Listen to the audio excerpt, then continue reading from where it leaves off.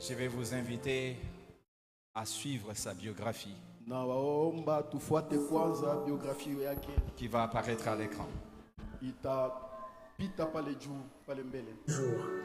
Diplômée en droit public international de l'Université protestante du Congo, UPC en sigle, Maman Sissi est membre de la communauté Logos Rema depuis 1999. Fille spirituelle de l'archevêque Diamant Bob Kalonji Sibadi Badi, elle est la fondatrice de SB Ministries, structure prophétique au service du corps du Christ. Formée en théologie, leadership et management à Bible Training Center Kinshasa, elle intervient régulièrement en tant qu'oratrice dans les conférences internationales. Elle est également responsable du service traiteur Chokrani. La prophétesse Sissi Bogoli est un don pour notre génération. Son dynamisme, sa consécration, sa simplicité et sa crédibilité au sein de sa nation, et partout où elle est invitée font d'elle une personne recommandable et digne de confiance. Elle est mariée à M. Olivier Bogoli, avec qui ils ont 3 merveilleuses filles. Elle est l'une des oratrices à cette grande convention des sœurs à la nouvelle cité de David. Bien-aimés dans le Seigneur, nous vous prions sous vos ovations de recevoir du haut de cette chair Maman Sissi Bogoli. Peuple de Dieu, aidez-moi à recevoir la prophétesse pendant qu'elle est en train de monter. Est-ce qu'on peut très bien recevoir la prophétesse Sissi?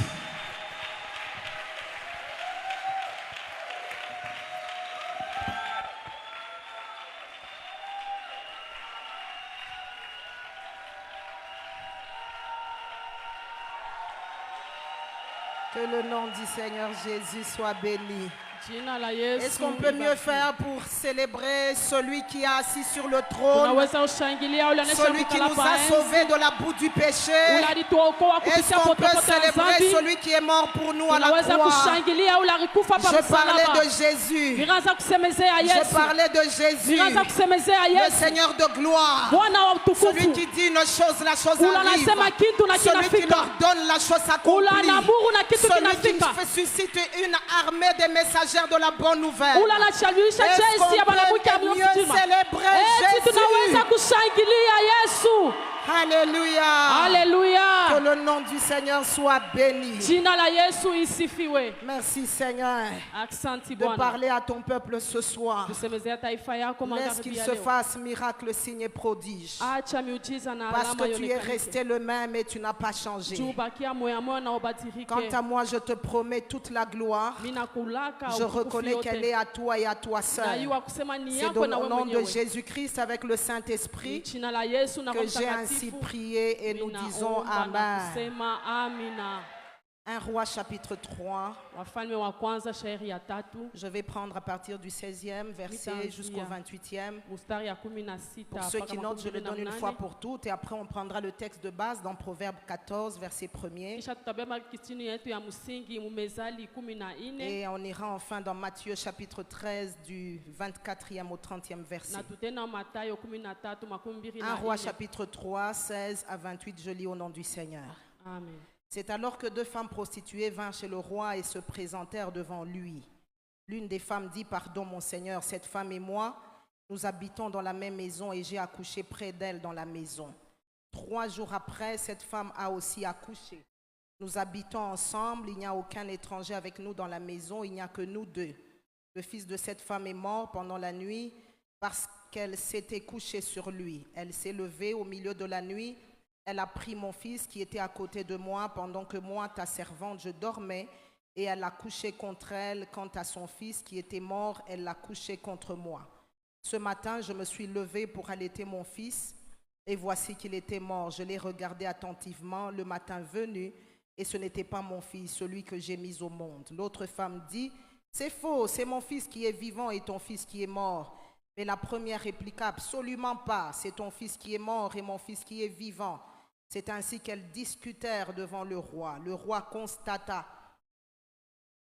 L'une dit: C'est mon fils qui est vivant et ton fils qui est mort. Et l'autre dit: Absolument pas, c'est ton fils qui est mort et mon fils qui est vivant. Puis il ordonna: Apportez-moi une épée. On apporta une épée devant le roi. Le roi dit alors: Coupez en 2 l'enfant qui est en vie et donnez-en la moitié à chacune. Alors la femme dont le fils était vivant fut remplie de compassion pour son fils et elle dit au roi, « Ah, mon Seigneur, donnez-lui l'enfant qui a envie, ne le faites pas mourir. » Mais l'autre répliqua, « Il ne sera ni à moi ni à toi, coupez-le. » Prenant la parole, le roi dit alors, « Donnez l'enfant qui a envie à la première femme, ne le faites pas mourir, c'est elle qui est sa mère. » Tout Israël a pris le jugement que le roi avait prononcé et l'on éprouva de la crainte envers lui. En effet, on avait constaté qu'il bénéficiait de la sagesse de Dieu pour exercer la justice. Proverbe chapitre 14, le verset 1er. La femme sage construit sa maison, la folle la démolit de ses propres mains. Louis II dit, la femme sage bâtit sa maison et l'insensé la détruit de ses mains. Matthieu chapitre 13. À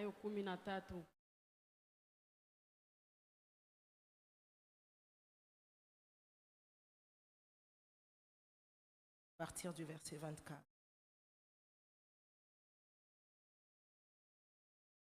Il leur proposa une autre parabole. Le royaume des cieux ressemble à un homme qui avait semé une bonne semence dans son champ. Mais pendant que les gens dormaient, son ennemi vint, sema de la mauvaise herbe parmi le blé et s'en alla. Lorsque le blé eut poussé et donné du fruit, la mauvaise herbe apparut aussi. Les serviteurs du maître de la maison vinrent lui dire, « Seigneur, n'as-tu pas semé une bonne semence dans ton champ?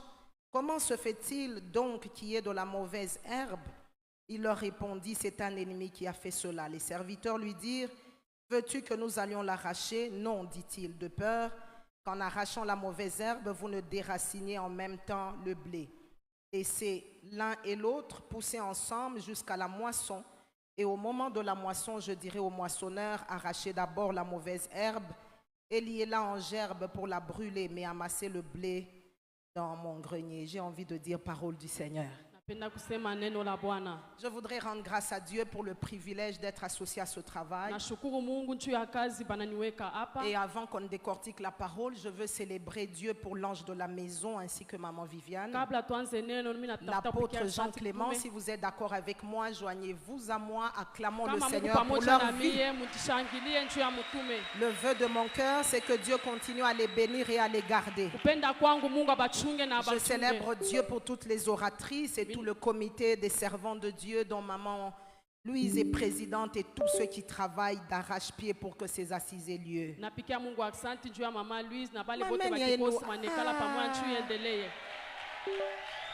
Kamabina bien, oh Abikoukoué bien, Kabikou bien, alors acclamons, célébrons, reconnaissons. Alléluia. Alléluia. Je voudrais célébrer Dieu pour une de mes pasteurs qui est dans la place. Mon père spirituel, comme on l'a dit, c'est l'archevêque Bob Diamant Kalonji, mais dans la maison, nous avons des pères, nous avons des mères. Et maman Christine Mwamba est là, je veux qu'elle se lève et je veux qu'on célèbre Dieu pour sa vie. Merci maman d'être venue. Gloire au Seigneur. J'ai des invités dans la place, il y a ma soeur aînée, maman Damicho, elle va être là. Maman Nadine, ça c'est ma soeur aînée. Maman Nadine, je ne sais pas si Gaël est là. Tous mes invités, maman m'a mis ça. Je veux que tous mes invités, Pamela Kat, je veux que tout cela, peut-être qu'il y en a qui arrivent, soyez bénis au nom du Seigneur. Dis avec moi, la femme sage bâtit sa maison. Tu n'as pas bien dit la femme sage bâtit sa maison.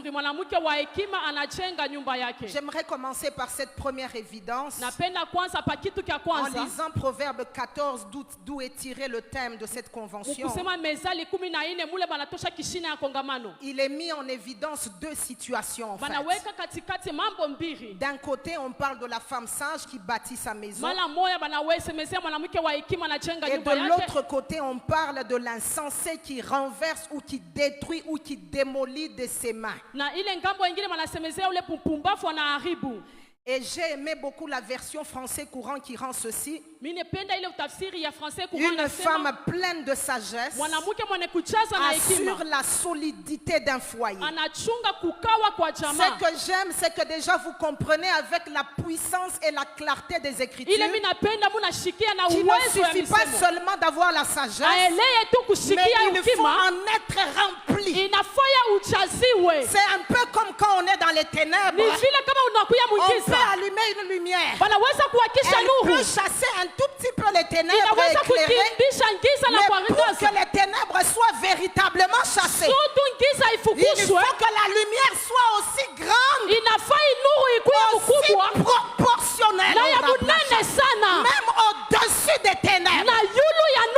Donc la Bible ici ne nous parle pas que des femmes qui bâtissent en ayant la sagesse, mais il faut qu'elles cherchent à en posséder pleinement. Je me tire du haut de cette chaise, déclarant et décrétant qu'avant que cette convention ne termine, les femmes ne seront pas seulement connectées à la sagesse, mais elles en seront remplies.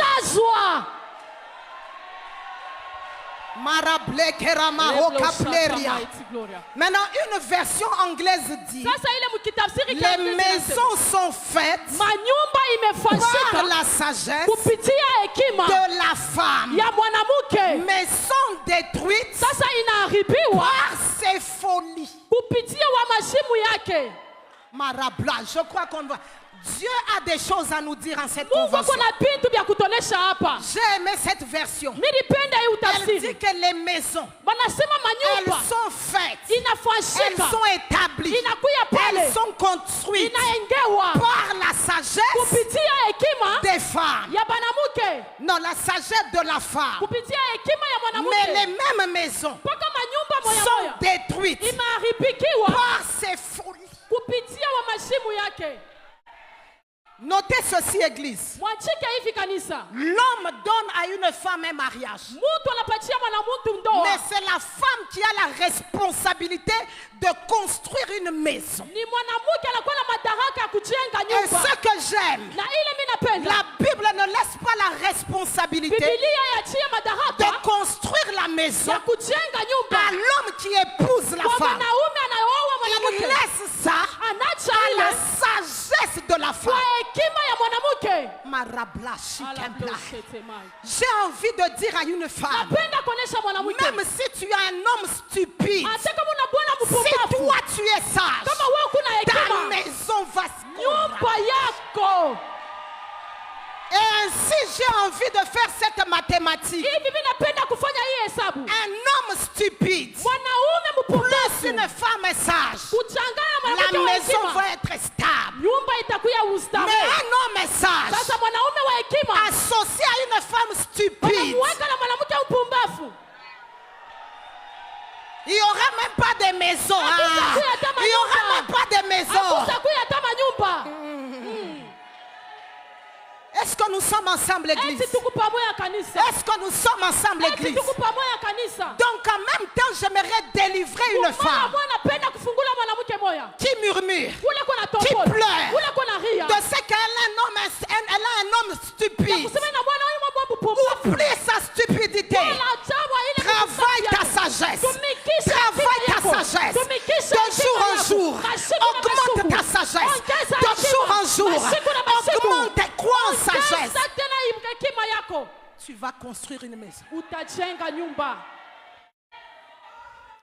Alléluia. Alléluia. Maintenant, j'aimerais dégager 5 choses de par l'écriture de Proverbe 14 que j'ai lu, en tenant même compte des différences des versions que j'ai présentées. La première des choses, en s'appuyant sur Proverbe 14, nous devons noter et retenir que la sagesse dans la pensée de Dieu n'est pas une théorie. Non. Je suis sage. Vous me voyez moi là? Je suis sage. Non, non, non, ce n'est pas des choses qui se disent. Ce n'est pas des théories. C'est des choses qui se démontrent au résultat. La Bible déclare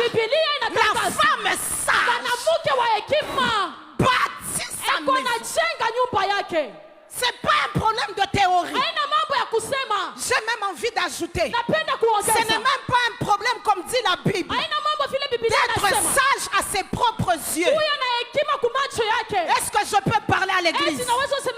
Beaucoup de femmes sont trop sages à leurs yeux. C'est de l'orgueil et de la séduction. La sagesse dans la pensée de l'écriture. Elle se démontre, elle se mesure au résultat. Deuxième chose. Partout où l'on bâtit, partout où l'on construit, c'est clair. Même si un prophète n'a pas parlé, la sagesse est derrière. La sagesse oriente. La sagesse pousse les choses. Alléluia. La troisième chose, la destruction, la démolition est attachée à la sottise ou au fait d'être insensé. Excusez-moi pour les mots, hein? C'est l'inspiration de la parole telle que Dieu l'a donnée à l'ange de la maison. Et la Bible n'a pas honte de dire ces choses. Elle parle d'être insensé, d'être sot, d'être sage. Donc je m'excuse d'avance. Je reste dans la parole. Alléluia. Je disais ceci. Dans la pensée de cette écriture, pour la troisième chose, la sottise, le fait d'être insensé. Le Swahili, des fois, il est pauvre. Est-ce que la sottise, c'est Bintu Biamoubaï? Bon, des fois, on est limité, c'est ça? Bintu Biamoubaï, c'est des mauvaises choses. Mais la sottise est très sensée. Il n'y a pas un meilleur mot? Voilà, je crois que c'est ça. Je suis née ici, donc j'ai un peu de Swahili au-dedans de moi. Alléluia. Alléluia. Alléluia. Donc je disais la troisième chose, la destruction est attachée à la sottise ou au fait d'être insensé. Partout où tu vois les choses se détruire, les relations se détruisent, le couple se détruit, l'amitié se détruit, le travail se détruit, le ministère se détruit. Je pouvais multiplier les exemples. Partout où tu trouves la destruction, dans la pensée de ce message, c'est que quelque part, au-dedans là, ou dans la source, il y a la sottise. Et ainsi je suis à l'aise de dire que ce soir, à la lumière de la parole, nous n'avons pas besoin de nous séduire en nous-mêmes. Nous avons besoin de nous regarder sans lunettes et de vérifier, de regarder s'il y a la construction qui nous accompagne. En ce moment-là, même si un prophète ne te prophétise, tu sais que tu sais que tu sais que tu es sage. Mais si aussi tu vois la destruction, tu vois la démolition, tu vois les choses descendre, se détériorer, même sans qu'un prophète ne te parle, tu sais savoir au-dedans de toi que la sottise est au... Quatrième chose. Ça, j'aime beaucoup la quatrième chose. En lisant l'esprit de ce texte, nous réalisons que les deux dimensions sont en chacun de nous. Je savais moi-même en venant que vous ne direz pas Amen. Je me suis fortifiée dans le Seigneur.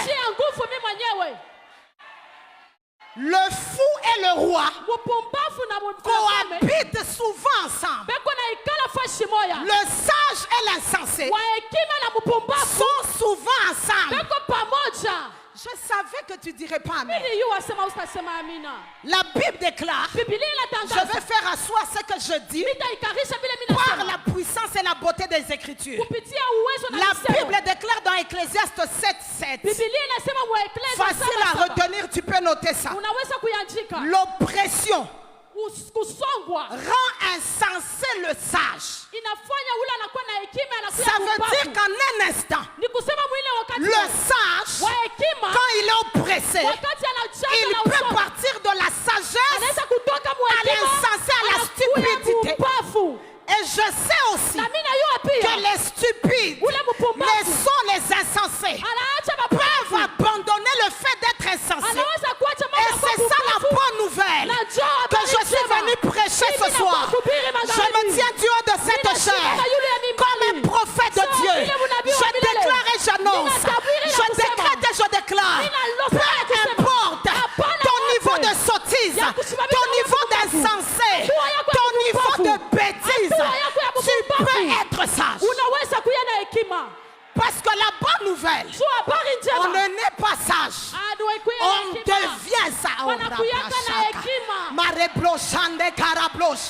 C'est pour ça que la Bible déclare celui qui fréquente les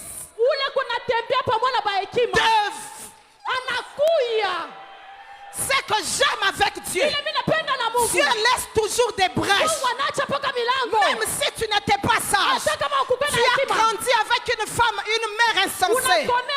Tu as grandi dans un environnement de sottises. La bonne nouvelle, c'est que même le fait d'être enfant de Dieu, on le devient.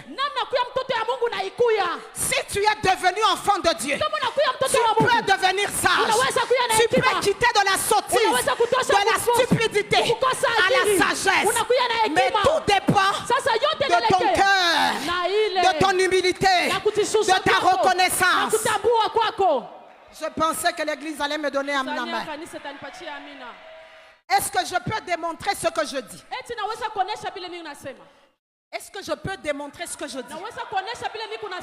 J'aime dire que la parole s'explique par elle-même. Je veux démontrer le fait que en chacun de nous, il y a le fou et le sage.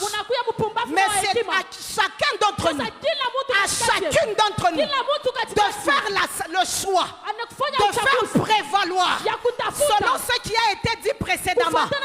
Si tu veux construire, tu choisis la sagesse. Si tu veux détruire, tu choisis la sottise. Mais tout dépend de toi. Parce que même au ciel, on n'y entre pas par imposition. On n'y entre par choix. J'étais en train de demander la permission à l'église. Est-ce que vous me donnez la permission de démontrer ce que je dis? J'aimerais partir du texte que j'ai lu de Matthieu 13 pour démontrer que la stupidité et la sagesse logées dans l'homme, le maître de la moisson, la Bible déclare qu'il avait des serviteurs. Il s'est levé, il a planté un champ de blé et ils sont allés dormir. J'ai envie de dire quel niveau de stupidité. Tu achètes un champ. Dieu t'en donne les moyens. Tu montes une entreprise. Tu plantes le blé. Qui te dit que tout le monde est content de ça? Mais comme ils étaient stupides, la Bible déclare ils sont allés tous dormir. Je pose la question à l'église. Un homme qui a des moyens, qui a des serviteurs à sa suite, comment ne pouvait-il pas être sage pour monter la garde?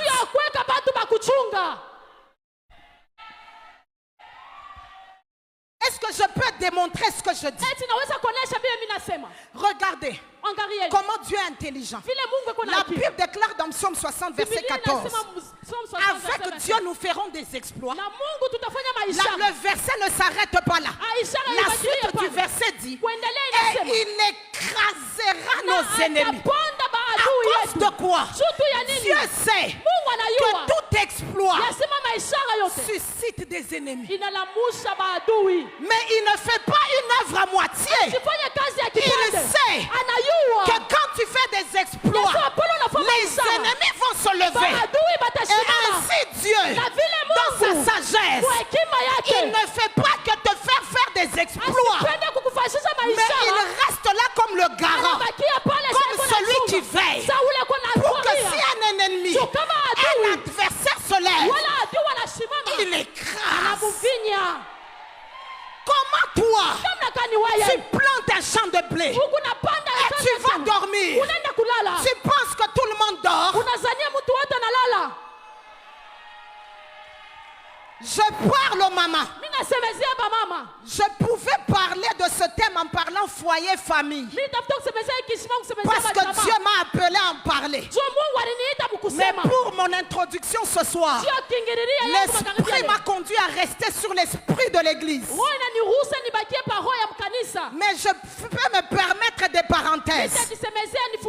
Tu penses, ma soeur, que quand tu entres dans ce travail, dans ces fiançailles, dans cette dimension de percée ministériel. Quoi d'autre? Tu entres dans ce mariage. Tu vas dans ce positionnement. Tu penses que tout le monde est content. Pour que toi tu te permettes d'aller dormir.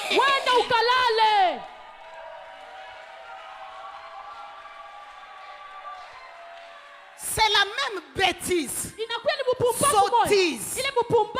Vous m'avez déjà excusé. C'est l'apôtre qui m'a donné des termes.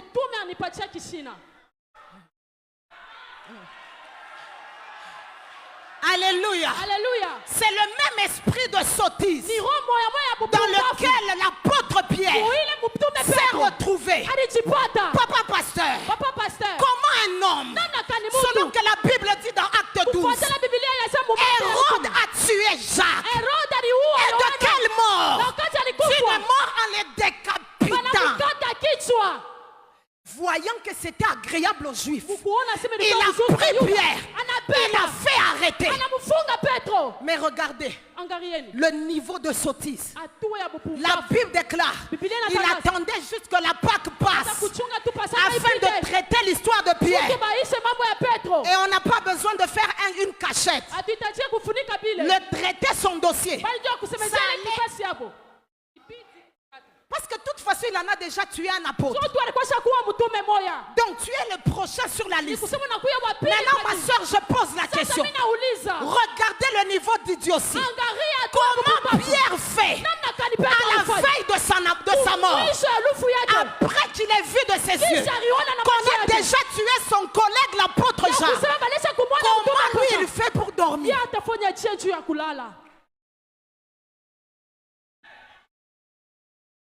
Il trouve où le sommeil? Est-ce que je parle à une église de personnes vraies? Maman, moi, oratrice, je suis dit que tu as une équipe.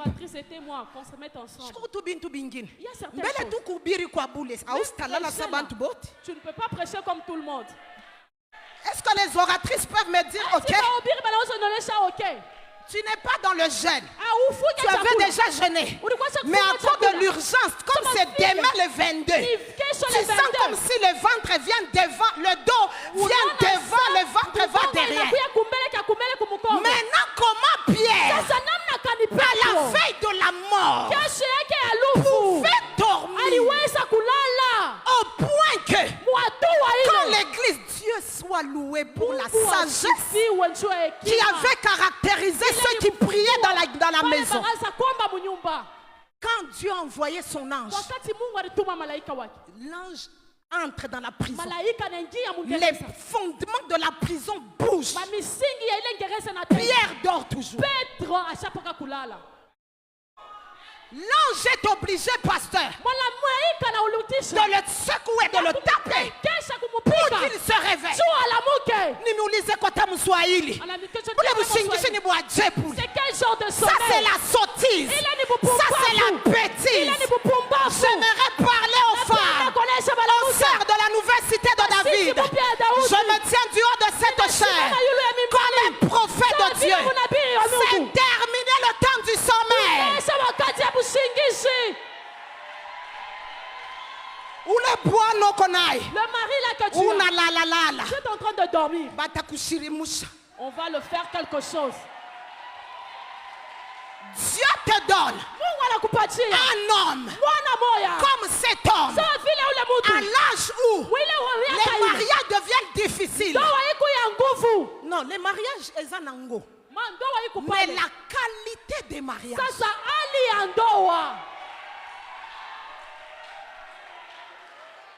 Ça fait 20 ans. Ça fait 17 ans que Dieu t'a donné cet homme. Mais ta manière de couler la bouchingi. Que tu es en train de dormir.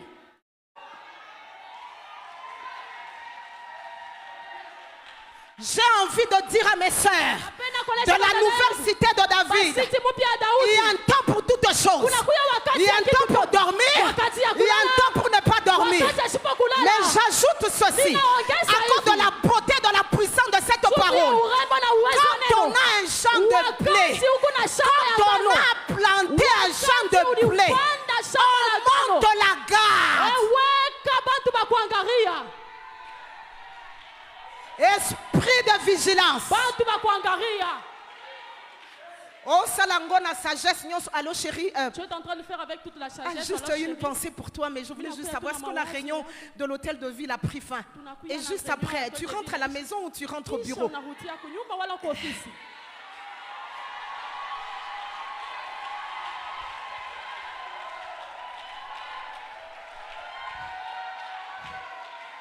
Alléluia. Alléluia. Alléluia. Alléluia. Je dis à l'église ce soir. Je dis à l'église ce soir. La stupidité et la sagesse sont dans toi. Mais ce soir et tout au long de cette semaine, dans cette glorieuse convention, Dieu nous envoie ce message. L'esprit et la vie qui sont dans cette parole. Il t'a tout touché comme un bouillon, comme qui tu as. Nous enlever tout ce qui est censé dans la tête. Je pouvais, c'est parce que j'ai l'urgence du temps, prendre l'église, vous promener dans toute la Bible, parce que Dieu m'a appelé à dire ces choses. De Genèse Apocalypse, je pouvais vous prendre à la main, vous promener et vous démontrer dans chaque cas comment la sagesse et la stupidité logent ensemble. Avant de passer, qu'il me soit donné de donner cet exemple avec ce texte de Nombre 13 où la Bible déclare: Dieu a parlé à Moïse. Il a dit à Moïse: lève des principaux hommes de toute la maison d'Israël, envoie-les vers Canaan, la terre promise, qu'ils aillent étudier si la terre est bonne, comment sont ses villes, comment sont ses accès, qu'ils reviennent et qu'ils donnent le rapport. Je n'ai pas trop le temps d'entrer dans ce couloir, mais j'ai envie de dire à l'église, ceux qui ont été envoyés, ce n'était pas le reste du peuple, c'est les principaux au milieu d'eux. Tu as dit amen, peut-être tu n'as pas bien compris, je vais t'aider. Ce qui a été dit, c'était les représentants des représentants. Alléluia. Ce n'était pas tout le monde. C'était les numéros 1 d'entre eux. Ça veut dire, nous savons qu'il y avait 12 tribus d'Israël. Pour la tribu d'Israël, de Juda, il y avait un homme. Pour la tribu de Ruben, il y avait un homme. Pour la tribu d'Issachar, il y avait un homme. Pour la tribu jusqu'à Jephuné, Josué, il y avait un homme. Regardez la stupidité. Ils partent. Ils arrivent jusqu'à dans Canaan. Ils vérifient que la terre est belle et que ça produit même des bons fruits. Ils coupent même les grappes des vignes. C'est tout ce qu'on avait demandé. Mais quand ils rentrent, 10 au milieu d'eux disent à Moïse: nous ne pouvons pas aller là-bas. Les villes sont fortifiées. À leurs yeux et aux nôtres, nous sommes comme des sauterelles. Mais les grappes, les vignes que vous avez, les Quinois disent épreuve. Épreuve, et les preuves évidentes que vous avez dans les mains.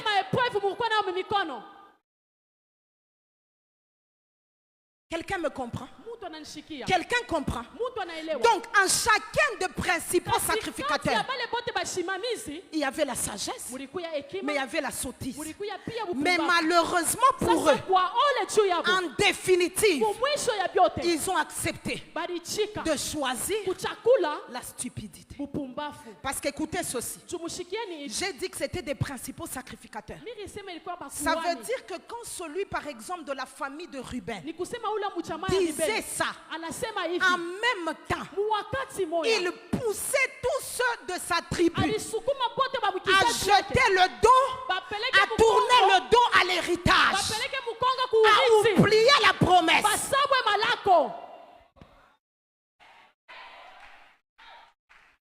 Quand la stupidité tient quelqu'un, ça paraît peu de choses, mais c'est toute une tribu qui était sacrifiée à cause de quelqu'un qui faisait le choix de la stupidité. Est-ce que je peux dire quelque chose à l'église? J'aimerais dire à une sœur, à une femme, tu vois comme tu es là, derrière toi il y a des gens.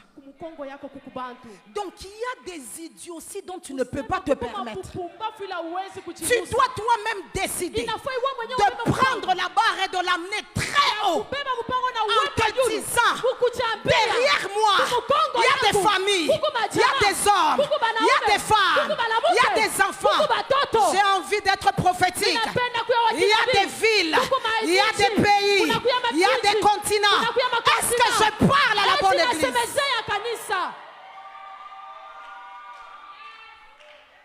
J'avais dit que j'allais dire 5 choses. Et la cinquième. Et la cinquième.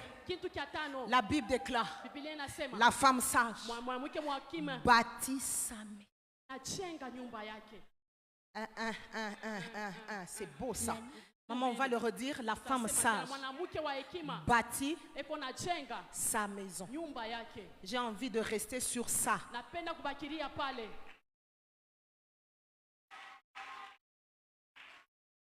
Est-ce que je peux dire une chose? Est-ce que je peux dire une chose?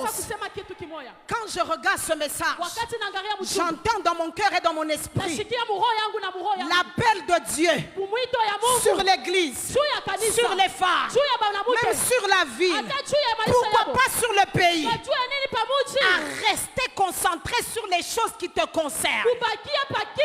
Je savais en venant que tu n'allais pas dire amen.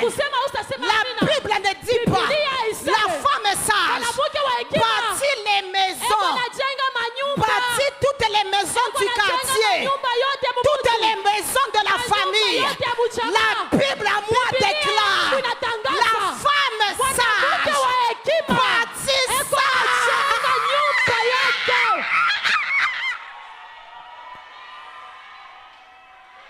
Tu perds trop d'énergie, tu perds trop de temps à te concentrer sur les maisons des voisins. Si je prenais ce message et je l'appliquais, même à l'église, on a des fois des problèmes inutiles qu'on aurait pu s'éviter si la NCD se concentrait sur elle. On laisse aussi les autres. Mais le problème, pasteur, c'est que souvent les autres veulent qu'on se concentre sur les choses qui ne sont pas les leurs. J'ai aimé même comment papa a dit ici. À NCD, nous croyons au ministère de la femme.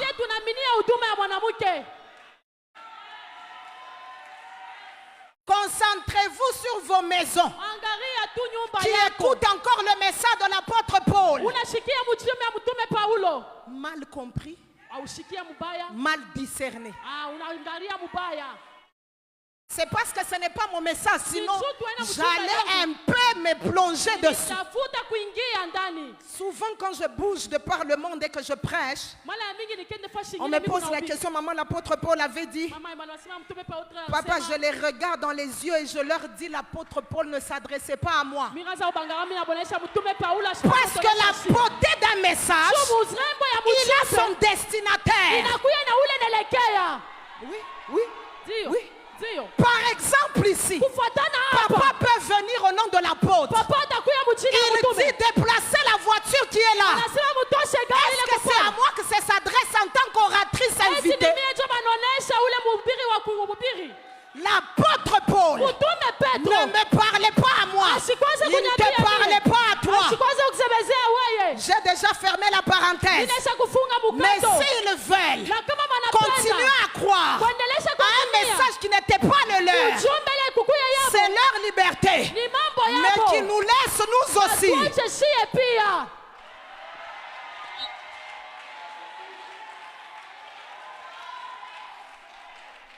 D'ailleurs, en passant, c'est juste en passant. Dieu n'a jamais interdit avant de permettre.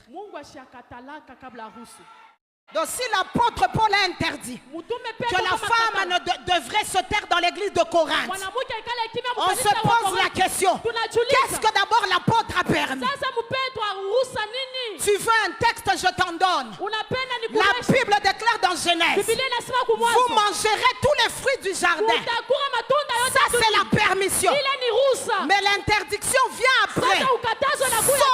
Sauf l'arbre du milieu du jardin. Mais comment vous dites qu'on nous a interdit de parler? Je pose la question. Qu'est-ce qui nous est permis? Parce que mes sœurs, d'abord les contextes sont différents. Si la femme est sauvée en Jésus,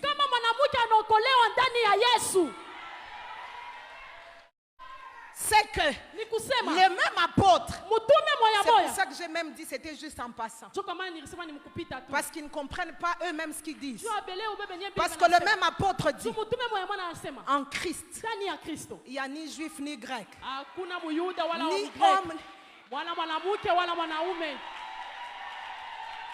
Je parlais de quoi? Je parlais de la 5e chose. Je suis venu de Kinshasa pour dire aux femmes du Katanga, à mes sœurs de la ville qui m'a vu naître, le temps est arrivé où tu dois rester focus.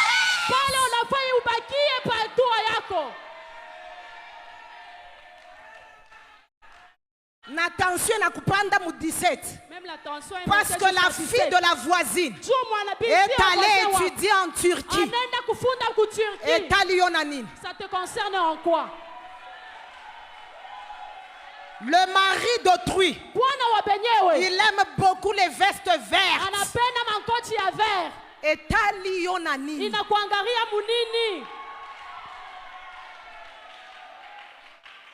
La femme d'autrui là, son mari aime pour elle que chaque vacances qu'elle aille à Pretoria.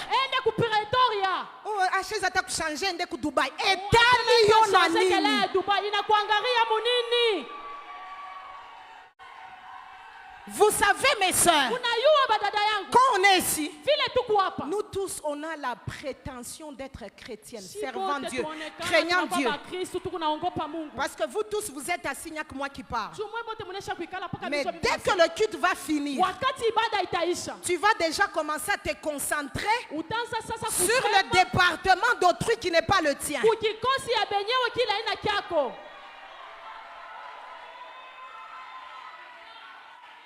Choriste Léo, abakui mata bien. Ouais, on a eu à Donare, ouais, on a dû à Rodo, on a dû à Ré, est-ce que tu sais ça? Ce qui bayembi bien te, maestro na bango moko, na réunion na bango, bako traité likambo wana.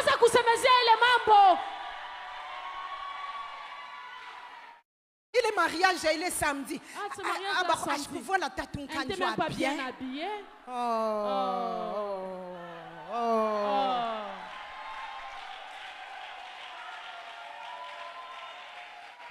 Je suis très sérieuse. Dieu m'a fait la grâce d'avoir un message qui s'adresse à l'église entière. Mais je prends au sérieux chaque appel de Dieu à parler aux femmes. Parce que nous devons avoir le courage d'affronter ces choses nous-mêmes. Dans la femme, il y a un tel degré de sottise.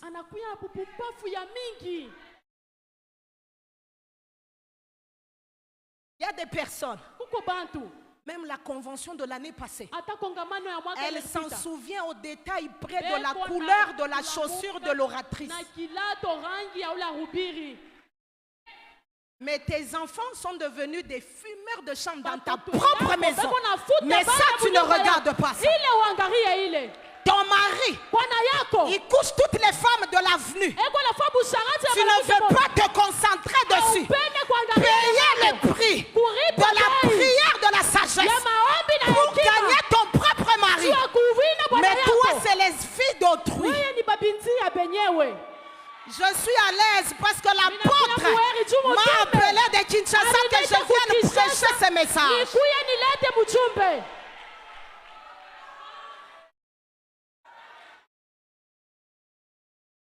Alléluia. Alléluia. Alléluia. Alléluia. Aide-moi à dire à la meilleure de tes voisines. Voisine, le temps est arrivé de se concentrer sur ce qui est à toi, sur ton mari, ta maison, ton ministère, ton travail, ton entreprise. Mets de l'énergie dans ce qui est à toi.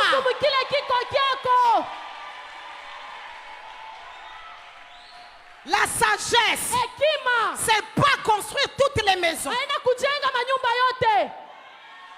La mienne, celle de Bogoli, celle de SBM comme vous avez vu. Point barre à la ligne. Est-ce que je peux me permettre de dire une chose? Des fois, je suis en prière et je pleure pour l'église. Pas des fois, très souvent. Des fois, quand je regarde ce qui se passe et ce qui se dit,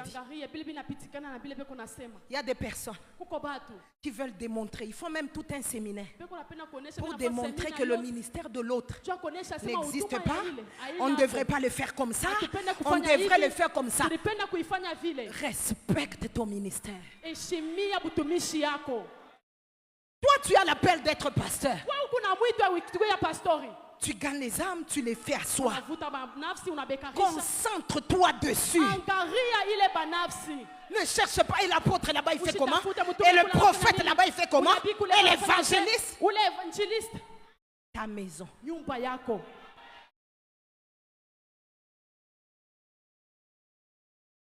Je pensais, can I preach?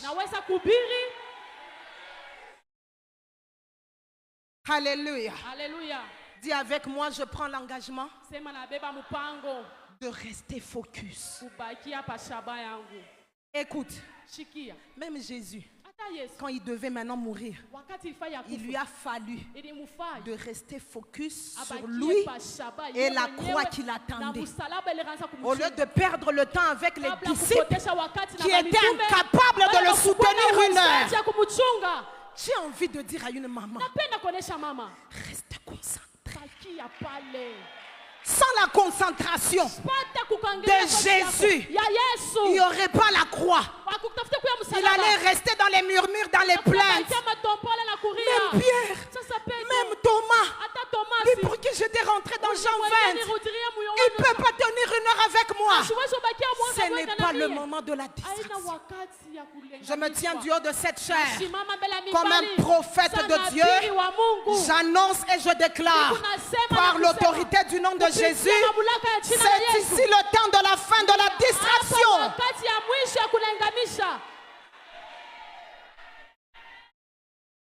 Écoutez ceci.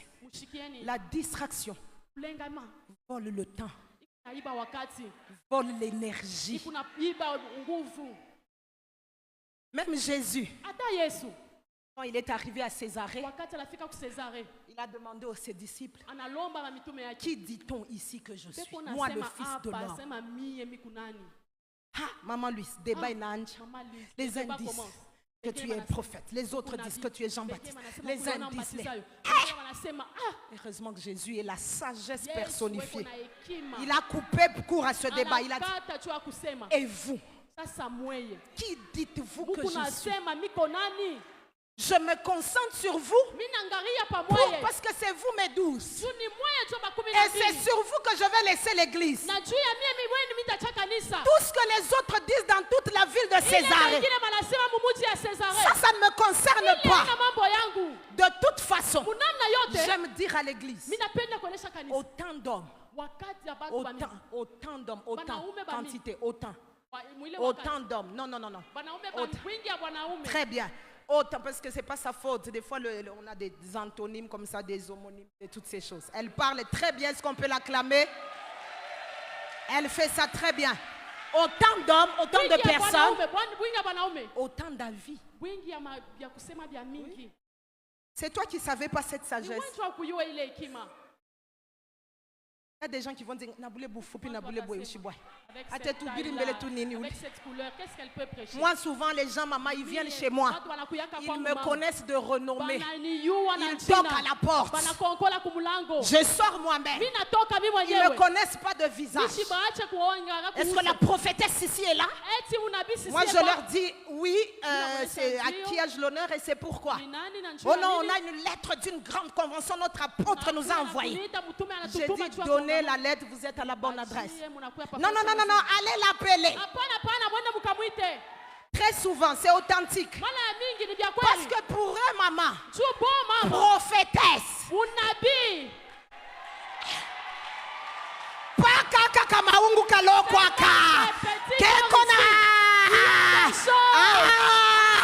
Mieux vaut garder un petit corps avec l'huile sur la tête, avec les choses à nourrir l'église. Donc, comme on a fait ma vie à bas, si toi tu veux regarder la vie des gens, tu vas déprimer. La belle famille a son avis sur toi. Ton chef au travail a son avis sur toi. La voisine a un avis sur toi. Est-ce que je parle à la bonne église ce soir? Dieu seul m'est témoin que je suis à peine dans mes premières lignes de mon introduction. Ce n'est qu'un voyage qui a commencé. Il me reste 27 secondes. Un aîné m'a dit, si on t'invite une première fois, peu importe ton niveau d'onction, reste dans le temps, on t'invitera encore. Que Dieu vous bénisse. À très bientôt. Bonne convention de la femme sage qui bâtit sa maison. Est-ce que l'église peut être en prière? Est-ce que l'église peut monter en prière? Mais rappelons ça.